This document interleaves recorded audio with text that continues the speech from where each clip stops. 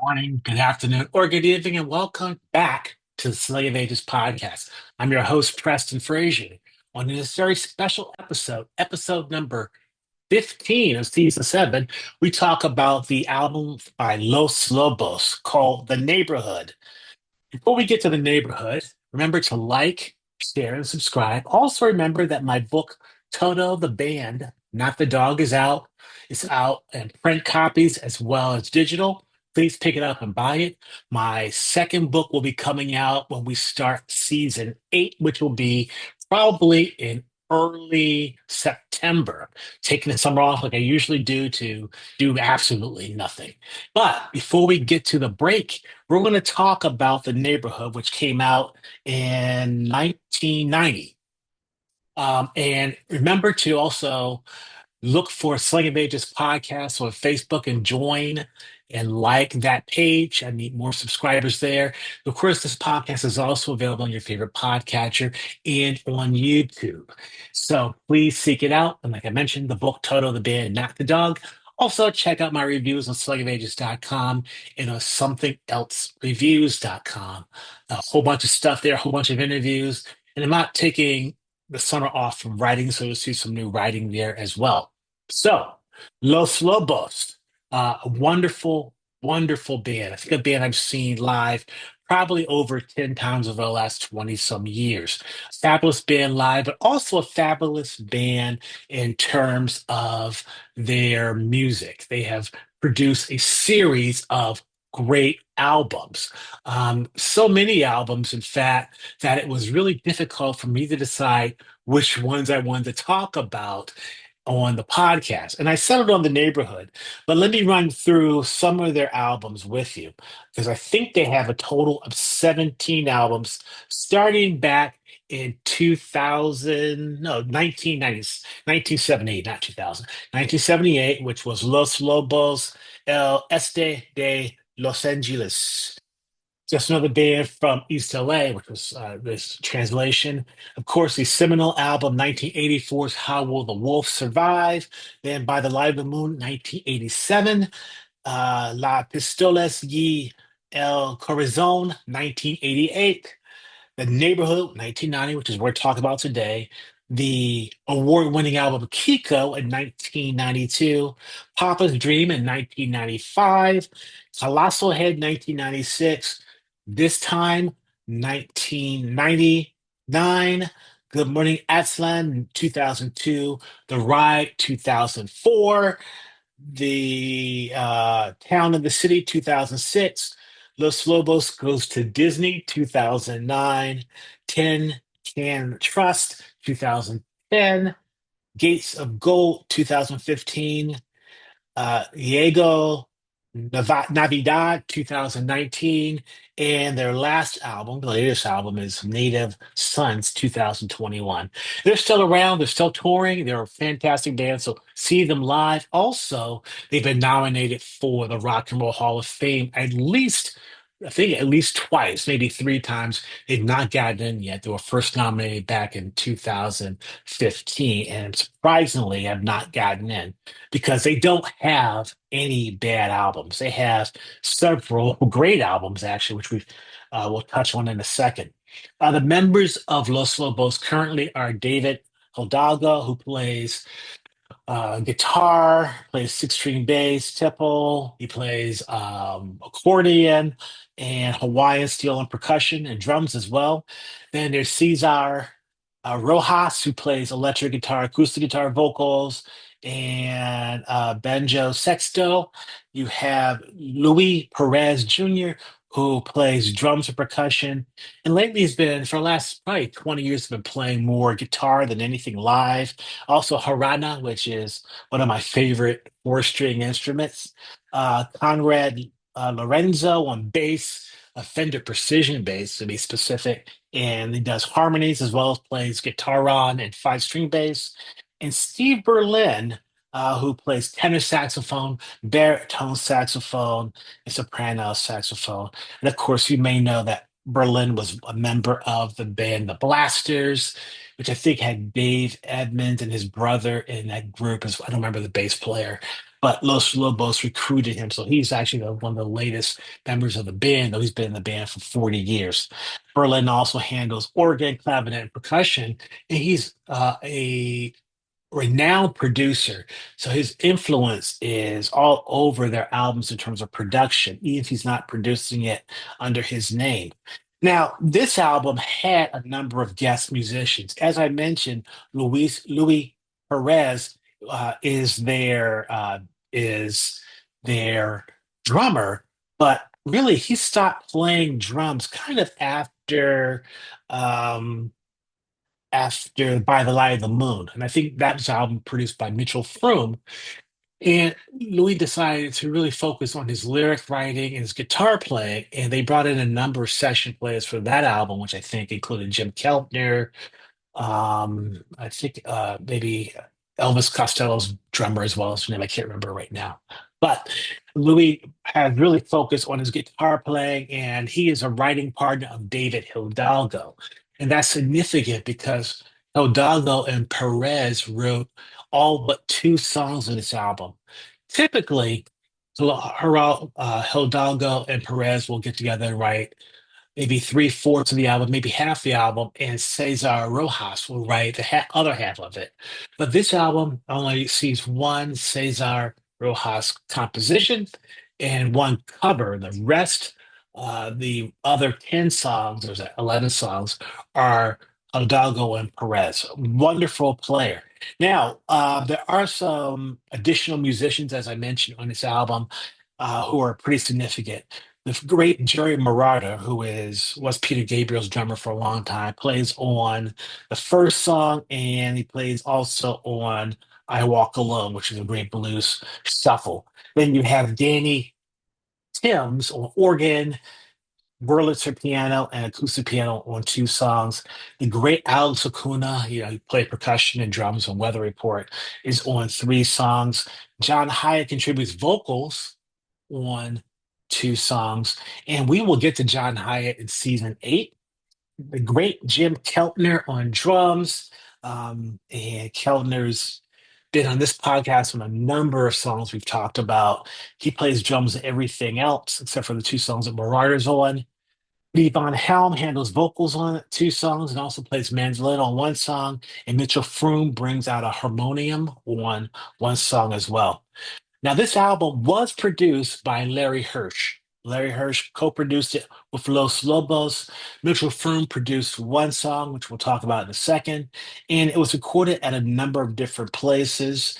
Album was pretty successful. It reached 103 on the American Top 40 or Top 200 charts, sorry, and it reached number 51 on the Canadian Top Album charts.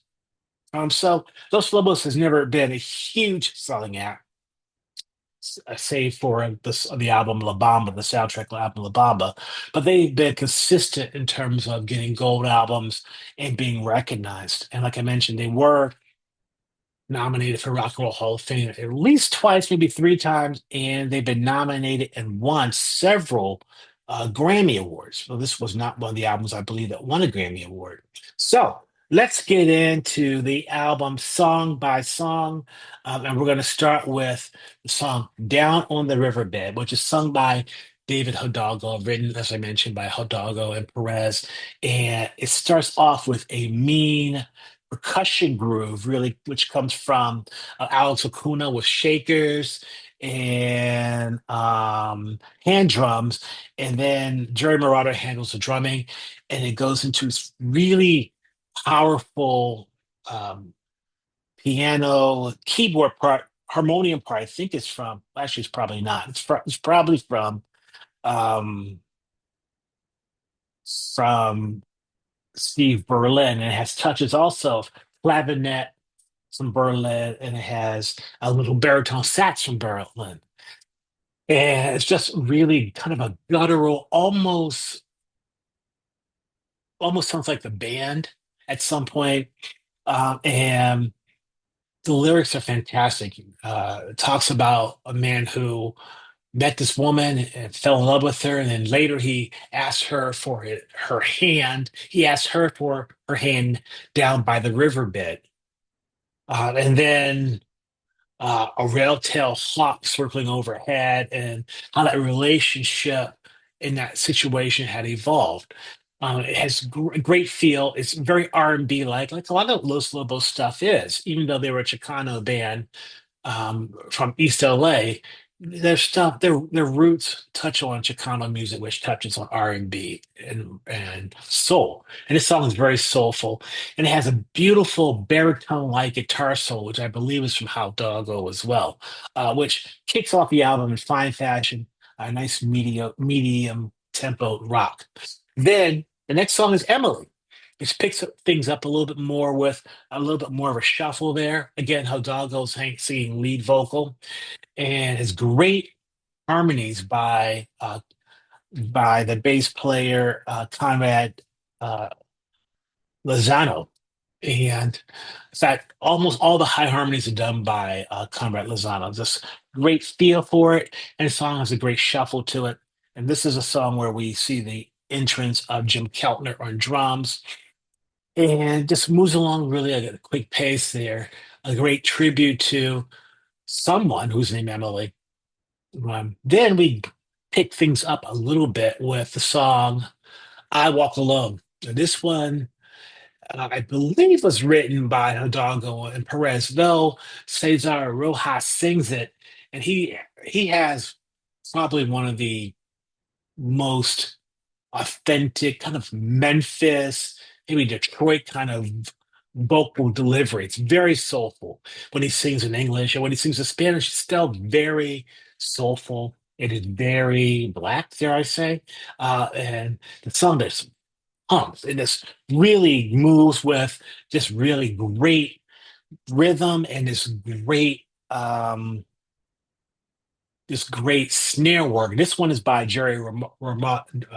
Marauder on drums as well. Just a great feel to it, a great power to it. Um, then we slow things down with the song Angel Dance. And Angel Dance has a great feel to it. It is slow and steady, and it really just it's almost mystical what Hidalgo and Perez had written in terms of their lyrics, but it works really well. It leads into another song, which I consider a song classic. Um, and I think there are a few classics on this album, most notably Down by the Riverbed. But then we come to Little John of God, which is the fifth song on the album. This is the song which features Levon Helm on mandolin and vocals. He handles the harmony part. And the song is a tribute to a child who has gone through some difficult times, um, and expires. Yet he's inspiring to people around him, and he has touched people in their lives. And the song really touches on his impact. Little John of God. Track six is Deep Dark Hole. And this song, again, has a very strong Latin feel, but it's also rooted in R&B and soul. It is a song which tells you to beware, keep an eye on what's going on around you socially, and that deep dark hole will lead to nowhere. That darkness will lead to nowhere. So take care of yourself, take care of those around you, because you're at danger. The next song, number seven on the album, is called Georgia Slop. And that is a cover, a Jimmy McLachlan cover, which I'm not familiar with the original. Um, this is also sung by Cesar Rojas. Has a great feel to it. Keltner is really good at slamming down the drums, give it kind of a junky Levon Helm meets Charlie Watts feel to it, but it's really upbeat. It has some great guitar work by Cesar Rojas as well, kind of this really distorted, Gibson, dirty sound, which works really well. and it leads to his song. The next song, which is, I believe, the only song he wrote on the album, which is called I Can't Understand, which I believe is an interpretation of a Willie Dixon song, because Willie Dixon gets credit. It's Willie Dixon and Cesar Rojas. Was not able to find out how it was written. If probably because Dixon's dead. I don't. I assume he didn't write it with Willie Dixon, but it was actually included elements of Willie Dixon's song. But it has a great feel to it. It has a great tempo to it. Great R&B soul feel that Cesar Rojas is very good at delivering, and he's kind of the go-to guy for traditional blues structures for Los Lobos. He's also the go-to guy writing most of his writing a majority of his songs, which are in Spanish by Los Lobos in their later years. Cesar Rojas has written and sung lead on them. And not all of them, because there's some great songs where Hidalgo has sang lead, which are in Spanish, written by him and Perez. But the majority of the Spanish lyric songs are Cesar Rojas's. And this is a weird album for Los Lobos because there are no songs in Espanol on this album, but usually they have maybe two or three, but none on this album. But this one works really well. It's a great R&B soul blues song, and Rojas delivers the vocals and guitars with aplomb. It's just a great feel. Then the Giving Tree kind of slows things down again, going back to the writers Hidalgo and Perez. It had just a great feel to it. It really takes the nuance in terms of the playing, and really brings that to a forefront. This one features Keltner again back on drums, and um, I'm not sure what else to say is about the Giving Tree. It's a great lead into one of my favorite songs, number 10, which is Take My Hand, another Hidalgo Perez song. Take My Hand is sweet. It is sad. Yeah, it is optimistic. It is slow. The instrumentation is brilliant. The playing on the entire album obviously is brilliant. Otherwise, we wouldn't be talking about it. But it just really works well. Um, it's laid back. So Keltner handles the drums.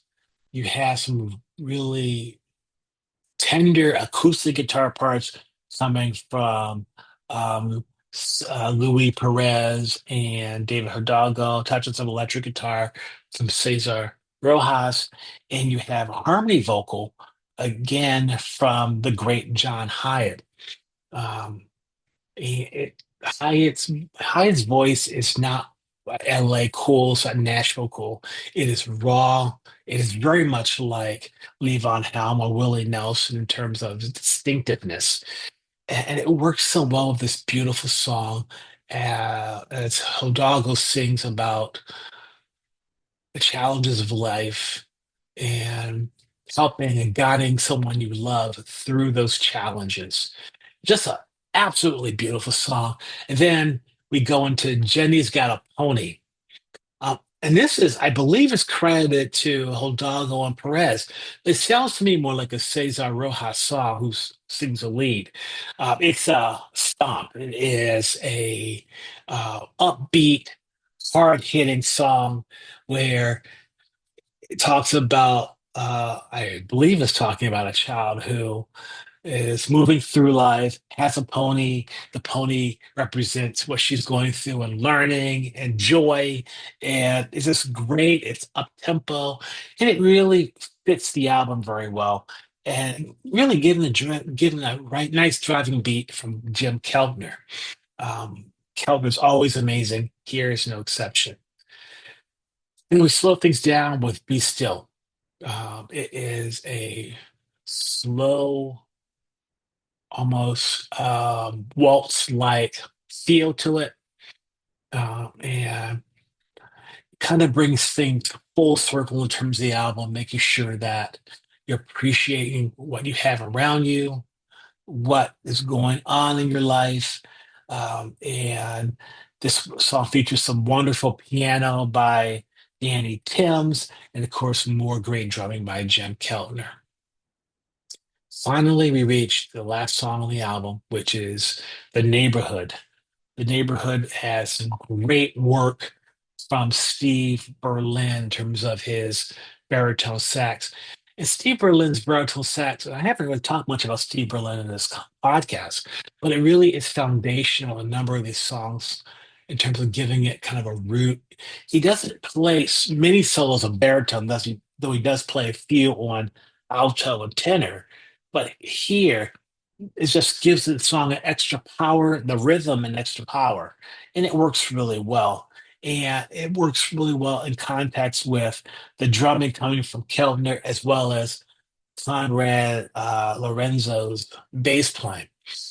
And the song is almost a prayer, even though it's more upbeat. Again, it's a march, but it's almost a prayer that Perez and Hidalgo wrote, where it talks about, "Thank you, Lord, for another day. Help my brother along the way. Please bring peace to the neighborhood." To the neighborhood. Thank you, Lord, for another day to help my brother along the way. Please bring peace to the neighborhood. It is a benediction of the album. It is the last song on the album. The song is brilliant. And this album with 13 songs is full of great songs. There's no filler here. There's some songs I love more than others, but there's absolutely no filler. So if you don't own the neighborhood, buy it. It's available in CD. I don't believe it's available in vinyl. We just haven't located it yet. It is available in cassette because I do have a cassette of it. And I just love, love, love this album. And this band has been, like I mentioned, they've been around for now almost 50 some years. They've co produced or produced most of their own work. They're still moving forward. They're still learning. They're still adapting. They're a great live band. And see them while you can. Buy this and support the band. So as I mentioned, this album wasn't a huge hit, but it sold enough that they could keep on keeping on and reach 103 on the Billboard Top 200. And it was really a great lead into their next several albums. The next album by Los Lobos was, like I mentioned, 1992 in terms of uh, it was really an award-winning album called Kika, which we may talk about some point in this podcast. And then Good Morning. The album Good This Time was probably another one of my favorites from 1999. And Good Morning Atzlan 2002, another one of my favorites. So so much more Los Lobos to talk about. And then there are solo albums by Cesar Rojas. There's a duet album from Hidalgo and Perez. There are many side groups they had, like Super Seven, which have featured Hidalgo, Perez, and Cesar Rojas. I think there are three albums by them. So much goodness here, so much great music. And that's why it's on my podcast, because these are some of my favorite albums. This one is a great album, but Los Lobos doesn't have any ones, bad albums. So seek it out. So that is a wrap for season 7. As I mentioned, taking a break for summer, come back strong in the fall. This was episode number 97. So we're running up to 100 episodes. For season 8, I will probably be talking early on about my new book. And maybe during the summer, I'll give you a hint as to what it is in the title and talk about some of the segments. I also plan on inviting my friend and arch nemesis Joe Williams onto the podcast to talk about the book with me, as he did with the book Toto, the band, not the dog. So more to come on this stuff. I really appreciate each and every one of you. Please like, share, and subscribe. Go to my Facebook page for Slang of Ages podcast. Like that, please. Also check out slangofages.com for additional book reviews, additional LP reviews, CD reviews. I've been doing all that stuff with slangages.com. And check out my YouTube, which is under Slang of Ages Podcast. Reach out to me at slangofages .com and leave comments. Also, make sure if you want to see this continue to reach out to my Patreon, which is under Slang of Ages Podcast. And you can join. which will cost about a cup of coffee per month, and continue help me continue the podcast as well as continue my website. Look forward to seeing you, hearing from you all. Maybe a bonus episode or two during the summer. And I want you to take care of yourself, and we'll talk soon.